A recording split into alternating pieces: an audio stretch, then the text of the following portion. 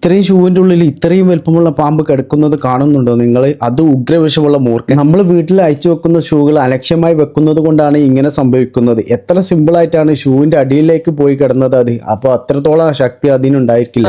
बाहर है बिल्ली के साथ, मैं भी बिल्ली को देखा लेकिन सांप को नहीं देखा. जब उधर गया तब इधर आके देखा, वो आदमी बोल रहा है इधर आ गया, तो इधर आके देखा सच में इधर है, लेकिन मैं बाहर नहीं देखा था, बाहर बिल्ली को ही देखा था.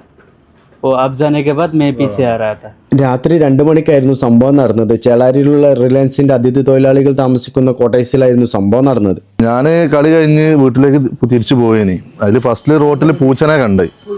അപ്പോൾ പൂച്ചനെ മാത്രം കണ്ടപ്പോൾ ഒന്ന് ജസ്റ്റ് ഓൺ അടിച്ചിട്ട് പോയപ്പോൾ ഓപ്പോസിറ്റ് സൈഡ് പാമ്പുണ്ടേനി, കണ്ടില്ല. തൊട്ടടുത്ത് എത്തിയപ്പോഴാണ് കണ്ട്. അതിൽ ബൈക്ക് അവിടെ എത്തിയപ്പോൾ അത് സാധനം തല പൊന്തിച്ച്. അപ്പോൾ കണ്ടപ്പോൾ തന്നെ നല്ല വലുപ്പമുണ്ട്.